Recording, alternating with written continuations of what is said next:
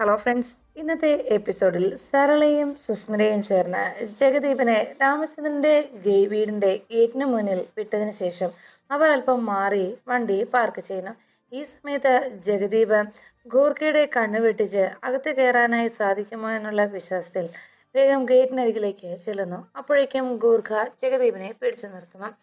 അതെ, എങ്ങോട്ടായി പോകുന്നത് എന്ന് ചോദിച്ചുകൊണ്ട് ജഗദീപിന് നേരെ ഗൂർഖ ദേഷ്യത്തോടെ സംസാരിച്ചു. ഇത് കണ്ടുകൊണ്ട് സുസ്മിത സർലയോട് ചോദിച്ചു, അല്ലമ്മേ, നമ്മൾ എന്തിനാ ഇവിടെ നിൽക്കുന്നത്, നമുക്ക് പോയിക്കൂടെ എന്ന് ചോദിച്ചതും സർല പറഞ്ഞു, നമ്മൾ അതിബുദ്ധിശാലികളാണ്, അത് ശരി തന്നെ. പക്ഷേ എന്ന് വെച്ച് നമ്മൾ ബുദ്ധിശാലികളാണെന്നുള്ള അഹങ്കാരത്തോടെ നമ്മൾ വേഗം ഇവിടെ നിന്ന് പോയി കഴിഞ്ഞാൽ ചിലപ്പോൾ നമ്മൾ ശരിക്കും വഞ്ചിക്കപ്പെട്ടേക്കും. അതാണ് സാധ്യത. അതുകൊണ്ട് ഇവൻ ശരി തന്നെയാണോ, ശരിക്കും പറഞ്ഞ ആൾ തന്നെയാണോ, രാമചന്ദ്രന്റെ മകൻ തന്നെയാണോ എന്ന് നമ്മൾ മനസ്സിലാക്കണ്ടേ. നമ്മൾ അകത്തേക്ക് കയറി ചെല്ലുന്നാൽ ഉണ്ടാകാൻ പോകുന്ന പ്രശ്നങ്ങളെക്കുറിച്ച് അവൻ പറഞ്ഞത് എനിക്ക് അത്ര വിശ്വാസ്യതയില്ല എന്ന് സരള അറിയിച്ചു.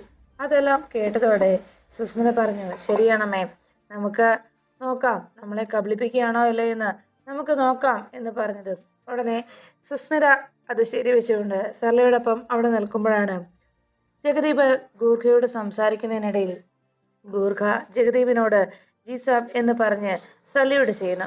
ഈ കാഴ്ച കണ്ടതോടെ സുസ്മിത സർലയോട് പറഞ്ഞു, അമ്മേ, ഇനി നമ്മൾ സംശയിക്കേണ്ട. അത് കണ്ടോ, ജഗദീപേട്ടനെ കണ്ട് ആ ഗൂർഖ സല്യൂട്ട് അടിക്കുന്നത് കണ്ടോ, അത് മതിയില്ലേ അമ്മേ, ഇത് സ്വന്തം വീടാണെന്ന് വിശ്വസിക്കാൻ. ഇനിയും പാവം ജഗദീപേട്ടനെ നമ്മൾ സംശയിക്കേണ്ട. ജഗദീപേട്ടൻ പറഞ്ഞെല്ലാം സത്യമായിരിക്കും, എനിക്ക് ഉറപ്പാണ്. എൻ്റെ ജഗദീപേട്ടൻ ഒരിക്കലും മറ്റുള്ളവരെ കബളിപ്പിക്കുകയോ നമ്മളെ തെറ്റിദ്ധരിപ്പിക്കാൻ ശ്രമിക്കുകയോ ചെയ്യുകയില്ല എന്ന് പറഞ്ഞു. ഇതെല്ലാം കേട്ടതോടെ സർല പെട്ടെന്ന്, ശരിയാണ്, അവര് സംസാരിക്കുന്നുണ്ടല്ലോ, കുറെ നേരമായാലോ അവിടുന്ന് സംസാരിക്കുന്നു എന്ന് പറഞ്ഞതും ജഗദീപും ഗൂർഖയും ഇടയ്ക്ക് സർലയുടെയും സുസ്മിതയും പാർക്ക് ചെയ്തിരിക്കുന്ന ആ കാറിലേക്ക് ഇടയ്ക്ക് നോക്കുകയും അവർ വീണ്ടും സംസാരം തുടരുകയും ചെയ്യുന്നു. ഇതെല്ലാം കണ്ടതോടെ സുസ്മിത സർലയോട് പറഞ്ഞു, അമ്മേ, സത്യത്തിൽ ജഗദീപേട്ടൻ ആ ഗൂർഖയെ നന്നായി വിരട്ടുകയായിരിക്കാം. കൃത്യമായി ജോലി ചെയ്യാത്തതിൻ്റെ പേരിൽ നമ്മളെ കണ്ടിട്ട് മനസ്സിലാകാതെ നമ്മളോട് ദേഷ്യപ്പെട്ടതിനൊക്കെ ശകാരിക്കുകയായിരിക്കും. അതാവാനാണ് സാധ്യത. അതുകൊണ്ട് നമുക്ക് പോകാമേ എന്ന് സുസ്മിതയും സർലയും സംസാരിച്ചു. അപ്പോഴേക്കും മുകളിൽ നിന്ന് രാമചന്ദ്രൻ വിളിച്ച് ആ ഗൂർഖയോട് പറഞ്ഞു, അതെ, ആ പ്ലംബർ ഇതുവരെയായിട്ടും എത്തിയില്ലേ, അയാള് ഇതുവരെയായിട്ടും വന്നില്ലേ, അകത്ത് വെള്ളമില്ലാതെ വല്ലാത്ത ബുദ്ധിമുട്ടാണ് എന്ന് പറയുന്നു. അത് കേട്ടതോടെ ഉടനെ രാമചന്ദ്രൻ വിളിച്ചു പറഞ്ഞ പ്ലംബറിന്റെ കാര്യം കേട്ട ഉടനെ ജഗദീപ് ആലോചിച്ചു, പ്ലംബറെങ്കിൽ പ്ലംബർ, തൽക്കാലം ഇവിടെ ഈ നിൽക്കുന്ന ഈ മരണങ്ങളിൽ നിന്ന് രക്ഷപ്പെടാൻ ഇത് തന്നെയാണ് പോംവഴി എന്ന് മനസ്സിൽ ചിന്തിച്ച് ജഗദീപ് വേഗം ആ മുന്നിൽ നിൽക്കുന്ന ഗൂർഖയോട് പറഞ്ഞു, അതെ, പ്ലംബറില്ലേ, പ്ലംബറെ അന്വേഷിക്കില്ലേ, ഇതാ ഞാൻ തന്നെയാണ് പ്ലംബർ എന്ന് ജഗദീപ് പറഞ്ഞത് കേട്ട് ഉടനെ ഗൂർഖ ചോദിച്ചു, ഓ, നിങ്ങൾ പ്ലംബറാണോ? അല്ല, അതൊക്കെ ശരി, നിങ്ങളുടെ ഈ വേഷമൊക്കെ എന്ന് ചോദിച്ചതും ഉടനെ ജഗദീപ് പറഞ്ഞു, അതെ, എൻ്റെ വേഷം അത് ഞാൻ പാർട്ട് ടൈം ജോബായിട്ടാണ് പ്ലംബർ ജോലി ചെയ്യുന്നത്. ഇടയ്ക്ക് ഞാൻ ഹോട്ടലിലും മറ്റുമൊക്കെ മറ്റ് പല കാര്യങ്ങൾക്കുമായി പോകുന്നുണ്ട്. അതോടൊപ്പം തന്നെ എനിക്ക് നാടകവും ഒക്കെ ഉണ്ട്. അങ്ങനെ ഡ്രാമയൊക്കെ കഴിഞ്ഞ് വരുന്ന വഴിയാണ്, അതാണ് ഈ കോട്ടും സൂട്ടും ഒക്കെ എന്ന് ജഗദീപ് ഗൂർഖയെ തെറ്റിദ്ധരിപ്പിക്കുന്നത്. അത് കേട്ടതും ജഗദീപ് വളരെ സന്തോഷത്തോടെ ആ പ്ലംബറിനെ തന്നെ അകത്തേക്ക് കൂട്ടിക്കൊണ്ടു പോകാൻ തയ്യാറായി. പ്ലംബറും അങ്ങനെ പ്ലംബറായിട്ട് താൻ വേഷം മാറിയതുപോലും മറന്ന് രാമചന്ദ്രന്റെ മുന്നിൽ ചെന്നാൽ എന്താണ് സംഭവിക്കുക എന്നൊക്കെ ആലോചിച്ച് ജഗദീപ് ഇങ്ങനെ നടക്കുമ്പോൾ ഉടനെ ഗൂർഖ ചോദിച്ചു, അതെ പ്ലംബറെ എന്ന് വിളിച്ചതും ഉടനെ ജഗദീപ് ചോദിച്ചു, ഏത് പ്ലംബർ, ആറ് പ്ലംബർ എന്ന് പറഞ്ഞതും ആ ഗൂർഖ വീണ്ടും ഞെട്ടലോടെ ജഗദീപിനെ നോക്കി. അപ്പോഴേക്കും ജഗദീപ് പെട്ടെന്ന് ചിന്തിച്ചു, ദൈവമേ, ഞാൻ പ്ലംബറാണെന്ന് പറഞ്ഞാണല്ലോ ഇങ്ങോട്ട് കയറിയത്, ഓ ശരിയാ, ഞാൻ പ്ലംബറാണ് എന്ന് ജഗദീപ് ഉടനെ ആ ഗൂർഖയോട് സംസാരിച്ചു. അത് കേട്ടതോടെ ഗൂർഖ ജഗദീപ് താൻ പ്ലംബറാണെന്ന് അംഗീകരിക്കുന്നത് കേട്ട് ഉടനെ വിളിച്ചുകൊണ്ട് നേരെ മോട്ടോർ നന്നാക്കുന്ന സ്ഥലത്തേക്ക് കൂട്ടിക്കൊണ്ടു പോകുന്നു. ഈ സമയത്ത് സുസ്മിതയും സരളയും തിരികെ പോകുന്നതിനിടയിൽ ജഗദീപിനെ കുറിച്ച് സംസാരിച്ചു. എന്തായാലും നമ്മൾ ഇപ്പോഴാണ് കറക്റ്റ് നമുക്ക് മാച്ചായ ഒരാളുമായിട്ട് നമ്മളുടെ ഈ കുടുംബ ബന്ധം നിലനിർത്താൻ പോകുന്നത്. സത്യത്തിൽ ഇത്രയും നാളും എനിക്ക് പേടിയായിരുന്നു, നിന്റെ ഭാവിയെക്കുറിച്ചൊക്കെ ഓർത്ത്, നിന്റെ ജീവിതം എങ്ങനെയാകും എന്നതിനെ കുറിച്ചൊക്കെ ഓർത്ത്. എന്തായാലും ഇപ്പോൾ കൃത്യസമയത്ത് എൻ്റെ പോലും സഹായമോ ഉപദേശമോ ഇല്ലാതെ നീ നിന്റെ കാര്യം സാധിച്ചെടുക്കാൻ തയ്യാറാകുകയല്ലേ, അത് തന്നെ വലിയ കാര്യം എന്നൊക്കെ സുസ്മിതയോട് സർല സംസാരിച്ചു. സുസ്മിത പറഞ്ഞു, എനിക്കറിയാമായിരുന്നു എൻ്റെ ജയദീപേട്ടൻ അങ്ങനെയൊന്നും ഒരു കളവും നമ്മളോട് പറയില്ല എന്നെല്ലാം പറഞ്ഞ് സുസ്മിതയും സർലയും വളരെ സന്തോഷിച്ചുല്ലസിച്ച് അങ്ങനെ പോകുമ്പോഴാണ് പ്ലംബറിന്റെ വേഷം കെട്ടി വന്ന ജഗദീപ് ആ ജോലി കൃത്യം അറിയാത്തത് കൊണ്ട് എന്ത് ചെയ്യുന്ന ആലോചിച്ചുകൊണ്ട് ആ മോട്ടോർ പുരക്കരികിൽ വന്ന് അങ്ങനെ ഇരുന്നു. അപ്പോഴേക്കും ആ കൂടെ വന്ന ഗൂർഖ യഥാർത്ഥത്തിലുള്ള പ്ലംബറുമായി അവിടേക്ക് എത്തി. ജഗദീപ് എന്ത് ചെയ്യുന്ന ഓർത്ത് ആ മോട്ടറിനരികിൽ അങ്ങനെ ഇരിക്കുമ്പോഴാണ് ആ ഗൂർഖ വന്ന് ചോദിച്ചത്, അതെ നിങ്ങളല്ലേ പ്ലംബറാന്ന് പറഞ്ഞത്, അപ്പൊ ഈ നിൽക്കുന്ന ആൾ ആരാണ് എന്ന് അന്വേഷിച്ചു. ഉടനെ തന്നെ ജഗദീപ് വേഗം തന്നെ ഗൂർഖയുടെ ചോദ്യം കേട്ട്, അതെ ഞാനിപ്പോ വരാം, അത് ഞാൻ പറയാട്ടോ എന്ന് പറഞ്ഞ് വേഗം രക്ഷപ്പെട്ട് അവിടെ നിന്ന് ഓടുന്നു. ഈ സമയത്ത് സുസ്മിത ജഗദീപിന്റെ പെരുമാറ്റത്തെ കുറിച്ചൊക്കെ സർലയോട് സംസാരിച്ചു. എത്ര വിനയത്തോടെയുള്ള പെരുമാറ്റമൊക്കെയാണ്, എത്ര അച്ചടക്കത്തോടെയുള്ള പെരുമാറ്റമാണ്. എന്തായാലും ജഗദീപേട്ടനെ ഇങ്ങനെയൊക്കെ ഈ അവസ്ഥയിൽ കാണാൻ കഴിഞ്ഞ് വലിയ സന്തോഷം തന്നെയാണ്.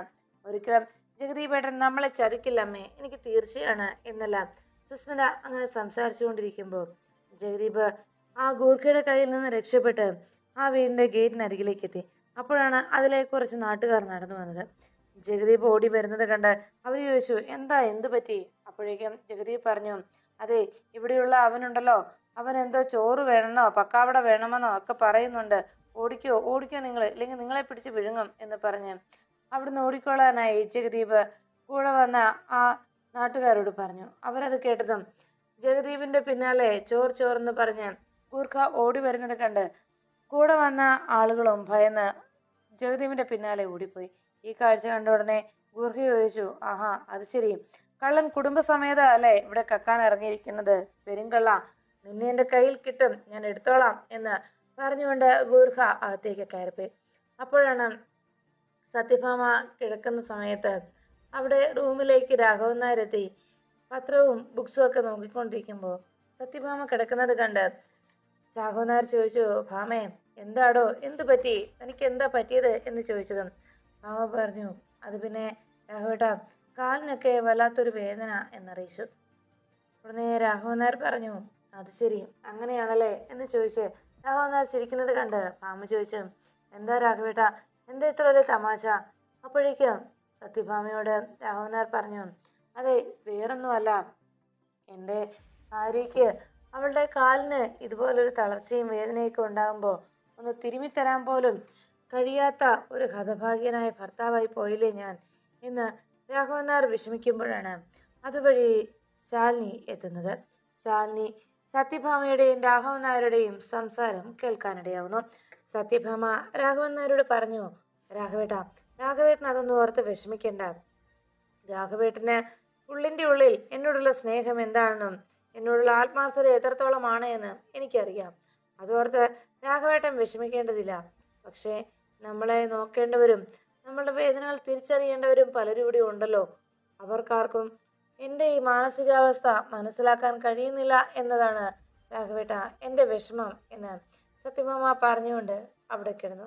ഈ സമയത്ത് സത്യഭാമ ഇങ്ങനെയെല്ലാം പറയുന്നത് കേട്ട് രാഘവൻ നായർ പറഞ്ഞു, ഭാമേ നീ ഇങ്ങനെ മറ്റുള്ളവരെ ഇങ്ങനെ ഓരോ കാര്യങ്ങൾ നിൻ്റെതായ ധാരണയിൽ നീ ഓരോന്നും കെട്ടിച്ചമച്ച് ആലോചിക്കുകയും ചിന്തിക്കുകയും ചെയ്യരുത് കേട്ടോ എന്ന് രാഘവൻ നായർ പറഞ്ഞു. അപ്പോഴേക്കും സത്യഭാമ പറഞ്ഞു, ഇല്ല രാഘവേട്ട, ഞാനിപ്പോൾ ഇങ്ങനെ പറഞ്ഞു എന്ന് മാത്രം എന്ന് പറഞ്ഞ് അങ്ങനെ സത്യഭാമ അവിടെ കിടക്കുകയും അതിനിടയിൽ ഭാമ ഒന്ന് ചെറുതായി മയങ്ങി.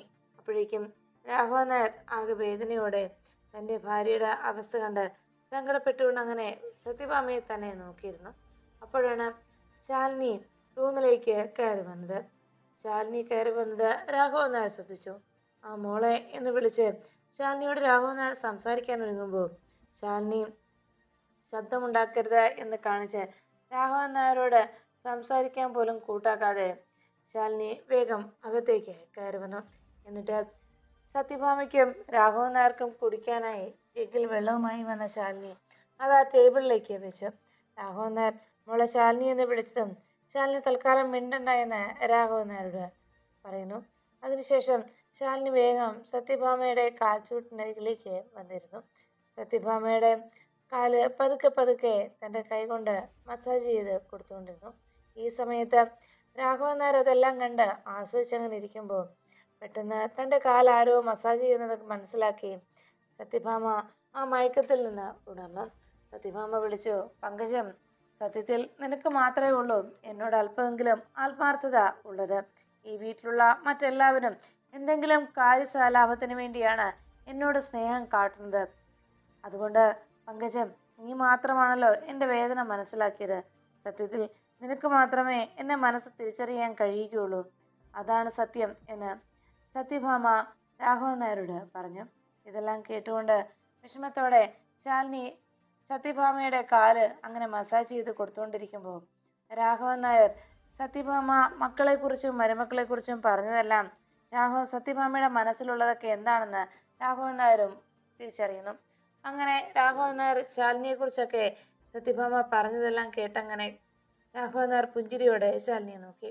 ഉടനെ സത്യഭാമ പെട്ടെന്ന്, പങ്കജം എന്ന് നിനക്ക് ശമ്പളം എത്രയാന്ന് പറഞ്ഞില്ലല്ലോ പങ്കജം എന്ന് സത്യഭാമ ചോദിച്ചതും ശാലിനി പെട്ടെന്ന് സത്യഭാമയുടെ കാല് തടവിക്കൊണ്ട് നിന്നത് നിർത്തുന്നു. ഉടനെ സത്യഭാമ വേഗം ചാടി എഴുന്നേറ്റു. എന്താ എന്താ ശാലിനി നീ ഇവിടെ എന്ന് ചോദിച്ചതും ഉടനെ രാഘവൻ നായർ പറഞ്ഞു, ഭാമേ, അതെന്താന്ന് നിനക്കറിയില്ലേ, നിന്റെ കാല് ശാലിനി മോള് മസാജ് ചെയ്ത് തരുന്നു എന്ന് പറഞ്ഞതും ഉടനെ രാഘവൻ നായരോട് സത്യഭാമ പറഞ്ഞു, രാഘവേട്ടൻ എന്തറിഞ്ഞിട്ടാ ഇങ്ങനെയൊക്കെ പറയുന്നത്? എന്നോട് ഇങ്ങനെയൊക്കെ സ്നേഹപ്രകടനമൊക്കെ കാണിക്കുന്നത് എന്തിനാണെന്നൊക്കെ എനിക്ക് നന്നായി മനസ്സിലാവുന്നുണ്ട്. ഒരേ ഒരു കാര്യം ഞാൻ പറഞ്ഞേക്കാം, അത് നീ വ്യക്തമായി മനസ്സിലാക്കിക്കൂ. നീ എൻ്റെ നേരെ ഇങ്ങനെയുള്ള പ്രവൃത്തികളായിട്ടൊന്നും വന്ന് എൻ്റെ മനസ്സ് മാറ്റിയെടുക്കാനൊന്നും നോക്കണ്ട. പിന്നെ ഒരേ ഒരാഴ്ച 7 ദിവസം, അത്രയും ദിവസത്തിനുള്ളിൽ നിന്റെ അനുജത്തിയെ നീ നന്നാക്കിയിരിക്കണം. അതാണ് എനിക്ക് പറയാനുള്ളത് എന്ന് പറഞ്ഞു. ശാലിനി അപ്പോഴേക്കും സത്യാമ്മ എന്ന് വിളിച്ചതും സത്യഭാമ പറഞ്ഞു, ഇറങ്ങിപ്പോടി ഇവിടുന്ന്. അത് കേട്ട് വേദനയോടെ ശാലിനി പുറത്തേക്ക് ഇറങ്ങി. ശാലിനി പോയി കഴിയുമ്പോഴേക്കും സങ്കടപ്പെട്ടുകൊണ്ട് രാഘവൻ നായർ സത്യഭാമയോട് പറഞ്ഞു, ഭാമേ, എന്നാലും നീ ഇത്രയും കടുപ്പത്തിലൊന്നും പറയേണ്ടിയിരുന്നില്ല, നീ ഇത്രത്തോളം ഒന്നും പറയേണ്ട കാര്യം ഉണ്ടായിരുന്നില്ല എന്ന് രാഘവൻ നായർ സത്യഭാമയോട് പറയുമ്പോൾ സത്യഭാമ പറഞ്ഞു, രാഘവേട്ടന് എന്തറിയാം, ശാലിനി ഇങ്ങനെയൊക്കെ ചെയ്യുന്നത് അവളുടെ ആത്മാർത്ഥത കൊണ്ടാണെന്നാണോ രാഘവേട്ടൻ കരുതുന്നത്? ഒരിക്കലുമില്ല, അങ്ങനെയൊന്നുമല്ല. അവൾ ഇങ്ങനെയൊക്കെ ചെയ്യുന്നതിന് പിന്നിൽ മറ്റു ചില ലക്ഷ്യങ്ങളുണ്ട് എന്ന് ഞാൻ പറഞ്ഞില്ലേ, അത് തീർച്ചയാണ്. അവളുടെ ലക്ഷ്യങ്ങൾ നേടിയെടുക്കുന്നതിന് വേണ്ടിയാണ് അവളിപ്പോൾ ഇങ്ങനെയുള്ള ഓരോ പ്രവൃത്തികളുമായി അടുത്തുകൂടിയിരിക്കുന്നത്. എന്തായാലും ഞാൻ ഓരോ കാര്യങ്ങൾ ചെയ്യുന്നതിൻ്റെ പിന്നിൽ ഉദ്ദേശം എന്താണെന്ന് പിന്നീട് എല്ലാവർക്കും മനസ്സിലാകുമെന്ന് സത്യഭാമ രാഘവൻ നായരോട് പറയുമ്പോൾ ശാലിനിയെ സത്യഭാമ വിശ്വസിക്കാത്തതിൻ്റെ സങ്കടത്തിൽ രാഘവൻ നായർ സത്യഭാമയെ നോക്കുന്നു. അതിനുശേഷം ശ്യാമ ഹാളിലിരുന്ന് സെറ്റിയിൽ ഇരുന്നുകൊണ്ട് തൻ്റെ മൊബൈലിൽ ഗെയിം കളിച്ചുകൊണ്ട് ഇരിക്കുന്നു.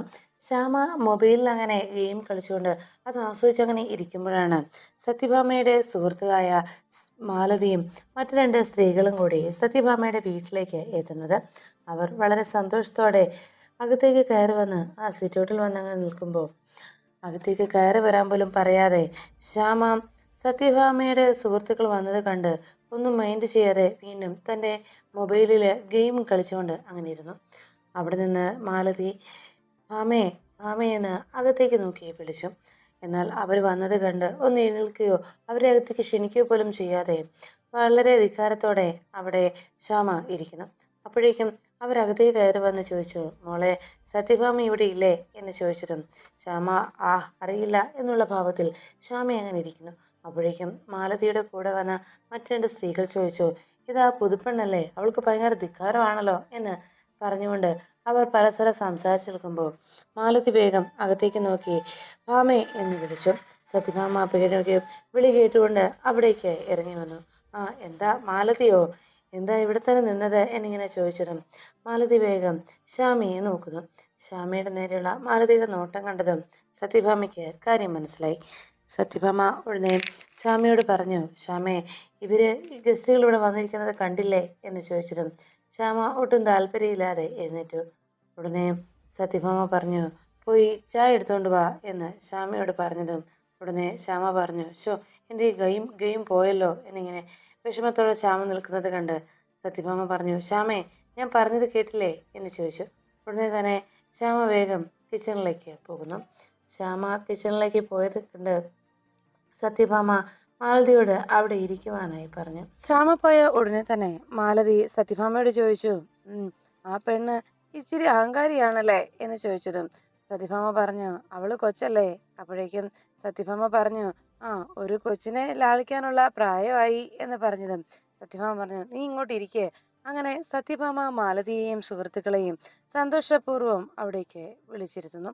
അവരെല്ലാവരും അവിടെ ഇരുന്നതിന് ശേഷം സത്യഭാമ ചോദിച്ചു, അല്ല, എന്താ നിങ്ങളിലെല്ലാം വരാനുള്ള കാരണം, എന്താ വിശേഷം എന്ന് അന്വേഷിച്ചതും ഉടനെ മാലതി പറഞ്ഞു, അതെ, എൻ്റെ മോനില്ലേ വിജീഷ്, അവൻ്റെ കുഞ്ഞിൻ്റെ പേരിടൽ ചടങ്ങാണ്. അതിന് നിന്നെ കുടുംബസമേതം ക്ഷണിക്കാൻ വന്നതാണ് എന്ന് മാലതി കാര്യങ്ങൾ പറഞ്ഞുകൊണ്ട് നിൽക്കുമ്പോഴാണ് കിച്ചണിലേക്ക് ശ്യാമ വരുമ്പോൾ അവിടെ നിന്നുകൊണ്ട് വിഷ്ണു ഫോണിൽ സംസാരിച്ചുകൊണ്ട് നിൽക്കുന്നു. ശ്യാമ വലിയ ഗൗരവത്തോടെ കിച്ചണിലേക്ക് വന്നതും വിഷ്ണു ശ്യാമയുടെ മുഖഭാവം ശ്രദ്ധിച്ചിരുന്നു. അതുകൊണ്ട് തന്നെ ഹോട്ടലിൽ നിന്ന് വിളിച്ചവരോട് ശരി ശരി ഞാൻ എത്താം എന്ന് പറഞ്ഞ് ഫോൺ വെച്ചു. എന്നിട്ട് ശ്യാമയോട് ചോദിച്ചു, എന്താ ശ്യാമേ, എന്താ പറ്റിയത്? ശ്യാമ ഒന്നും മിണ്ടാതെ നിൽക്കുന്നത് കണ്ട് വിഷ്ണു അരികിലേക്ക് എത്തി കാര്യം അന്വേഷിക്കുന്നു. എന്താ ശ്യാമയെ കാര്യമെന്ന വിഷ്ണുവിന്റെ ചോദ്യം കേട്ട് ശ്യാമ പറഞ്ഞു, അതെ, അവിടെ 2-3 വിരുന്നുകാർ വന്നിരിക്കുന്നു, അവർക്ക് ചായ ഉണ്ടാക്കി കൊടുക്കണം. അത് കേട്ട ഉടനെ വിഷ്ണു ചോദിച്ചു, അതാടോ ഇത്ര കാര്യം, അതിനെന്താ, എത്ര പേരുണ്ട് ഗസ്റ്റ് എന്ന് ചോദിച്ചതും, ഓ, ഞാൻ നല്ല ഗെയിം കളിച്ചുകൊണ്ടിരിക്കുകയായിരുന്നു, ഭയങ്കര ടഫുള്ള ഗെയിമായിരുന്നു. ഞാനാണെങ്കിൽ അതിൻ്റെ ലെവല് കംപ്ലീറ്റ് ആകാറായതായിരുന്നു. അപ്പോഴാണ് അവർ വലിഞ്ഞു കയറി വന്നത്. ഷോ, എൻ്റെ ലെവലിന് ഞാൻ എങ്ങനെ കംപ്ലീറ്റ് ചെയ്യും എന്ന് പറഞ്ഞ് വീണ്ടും ഗെയിമിലേക്ക് ശ്യാമയുടെ ശ്രദ്ധ പോകുന്നത് കണ്ട് വിഷ്ണു തൽക്കാലത്തേക്ക് ശ്യാമയെ നോക്കി ദേഷ്യത്തോടെ ഒന്ന് നോക്കിയതിനു ശേഷം ശ്യാമയുടെ കുട്ടിത്തം കണ്ട് അങ്ങനെ ആസ്വദിച്ചു. എന്നിട്ട് വിഷ്ണു പറഞ്ഞു, അതെ, ഇവിടെ നിന്ന് ഒന്ന് മാറി നിന്ന് ഗെയിം കളിക്കാവോ എന്ന് ചോദിച്ചതും ശ്യാമ ഒട്ടും ഇഷ്ടപ്പെടാതെ അപ്പുറത്തേക്ക് മാറി നിൽക്കുന്നു. ശ്യാമ അങ്ങോട്ട് മാറിയതും വിഷ്ണു വേഗം സ്റ്റൗ ഓൺ ചെയ്ത് പാലെവിടെ ഇരിക്കുന്നത് എന്ന് വിഷ്ണു ശ്യാമയോട് ചോദിച്ചു.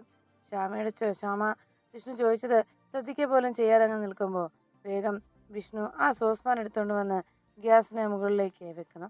ഗ്യാസ് ഈ സമയത്ത് വെറുതെ ഓൺ ചെയ്ത് ഗ്യാസ് പോകുന്നത് കണ്ട് വേഗം തന്നെ വിഷ്ണു കുറച്ച് വെള്ളമെടുത്ത് ആ അടുപ്പിലേക്ക് വെച്ചു. എന്നിട്ട് വീണ്ടും ശ്യാമയെ നോക്കി. ശ്യാമ ഗെയിമിൽ തന്നെ മുഴുകിയിരിക്കുന്നത് കണ്ട് വിഷ്ണു വേഗം പാലെടുക്കാനായി ഫ്രിഡ്ജിനരികിലേക്ക് ചെന്നു. പാലെടുത്ത് വേഗം തന്നെ അത് പാല് തന്നെയാണോന്ന് മണത്തൊക്കെ നോക്കിയിട്ട് വേഗം ആ പാത്രത്തിലിരുന്ന പാല് ആ ചായ എടുക്കാനായി വെള്ളം എടുത്ത് വെച്ച ആ സോസ്പാനിലേക്ക് ഒഴിച്ചു. അതിനുശേഷം വിഷ്ണു ചായ ഇടാനായി എത്ര പേരുണ്ട് എന്ന് ശ്യാമയോട് ചോദിക്കാൻ തുടങ്ങുമ്പോഴും ശ്യാമ ആ ഫോണിൽ തന്നെ ശ്രദ്ധിച്ചുകൊണ്ടിരിക്കുന്നത് വിഷ്ണു കണ്ടു. അവസാനം പാല് തിളച്ച് അതിലേക്ക് ചായപ്പൊടി വിഷ്ണു ഇടുന്നു. വീണ്ടും വിഷ്ണു അതിലേക്ക് നോക്കി അങ്ങനെ പഞ്ചസാര ഇടാനായി കയ്യിലേക്ക് എടുത്തതും പെട്ടെന്ന് വിഷ്ണുവിന് ഒരു ഫോൺ വന്നു. വിഷ്ണു വേഗം തന്നെ ആ പഞ്ചസാര ടിന്ന് അടച്ച് അവിടേക്ക് വെച്ചിട്ട് വേഗം ഫോൺ അറ്റൻഡ് ചെയ്യാൻ തുടങ്ങി. അപ്പോഴേക്കും ശ്യാമയെ വിളിച്ചിട്ട് പറഞ്ഞു, ശ്യാമേ, ദാ ഈ പഞ്ചസാര ഒന്ന് ഇട്ടേക്കണേ എന്ന് പറഞ്ഞ് ഫോൺ എടുത്തുകൊണ്ട് വിഷ്ണു മാറി. ശ്യാമ ശരി എന്ന് പറഞ്ഞ് ആ ഫോണിൽ തന്നെ ശ്രദ്ധിച്ച് ഗെയിമിൽ തന്നെ ശ്രദ്ധിച്ചുകൊണ്ട് വേഗം ചായ ഇടാനായി അരികിലേക്ക് പോയതും വിഷ്ണു വിളിച്ചു പറഞ്ഞു, ശ്യാമേ, 3 ഗ്ലാസ്സാണ് എന്ന് ശ്യാമയോട് വിഷ്ണു പറയുന്നത് ആ ശരി എന്ന് പറഞ്ഞ് വേറൊന്നും ശ്രദ്ധിക്കാതെ ശ്യാമ ആ മൊബൈൽ ഫോൺ അവിടെ വെച്ച് അവിടെ ഇരുന്ന പഞ്ചസാര ടിന്നാണെന്ന് കരുതി വേഗം ആ ഉപ്പിൻ്റെ ടിന്ന് കയ്യിലേക്ക് എടുത്തു. എന്നിട്ട് അതിൽ നിന്ന് 3 ടീസ്പൂൺ ആ ചായപ്പൊടിയിലേക്ക് വേഗം തന്നെ ശ്യാമ ഇടുന്നു. അങ്ങനെ ശ്യാമ ആ ചായപ്പൊടിയിലേക്ക് 3 ടീസ്പൂൺ ഉപ്പ് കോരിയിട്ടതിന് ശേഷം ശ്യാമ മറ്റൊന്നും ശ്രദ്ധിക്കാതെ തൻ്റെ ഗെയിമിൽ തന്നെ ശ്രദ്ധിച്ചുകൊണ്ട് അത് തന്നെ കണ്ടിന്യൂ ചെയ്തുകൊണ്ട് അങ്ങനെ നിന്നു. അപ്പോഴേക്കും വിഷ്ണു വേഗം തന്നെ ഫോൺ കട്ട് ചെയ്തിട്ട് തിരിച്ച് ചായ റെഡിയായോ എന്നറിയാനേ അവിടേക്ക് എത്തി. ഞാൻ എന്താ വേഗം വരുന്നു, രോഹിത്തിനോട് കാര്യങ്ങളൊക്കെ സംസാരിച്ചോളെന്ന് പറഞ്ഞ് വേഗം വിഷ്ണു തിരിച്ച് ചായ അവിടെ അടുപ്പിൽ തന്നെ ഇരിക്കുന്ന കണ്ടതോടെ വേഗം വന്ന് അത് മറ്റൊരു കപ്പിലേക്കാക്കി അത് അരിച്ചെടുത്തു. പിന്നീട് വേഗം ഗ്ലാസ്സിലേക്ക് പകർന്ന് എടുക്കാൻ തുടങ്ങുമ്പോൾ വിഷ്ണു ഗ്ലാസ് എടുക്കുന്നതിനിടയിൽ ശ്യാമയോട് ചോദിച്ചു, ശ്യാമേ, എത്ര പേരാ വന്നിരിക്കുന്നത് എന്ന് ചോദിച്ചതും 3 പേര് എന്ന് ശ്യാമ മറുപടി നൽകി. പെട്ടെന്ന് വിഷ്ണു 3 ഗ്ലാസ് എടുത്തിട്ട് ആ ട്രേയിലേക്ക് ആ 4 ഗ്ലാസ് എടുത്ത് വെച്ച് ഉടനെ തന്നെ ചായ അതിലേക്ക് പകർന്നൊഴിച്ചു.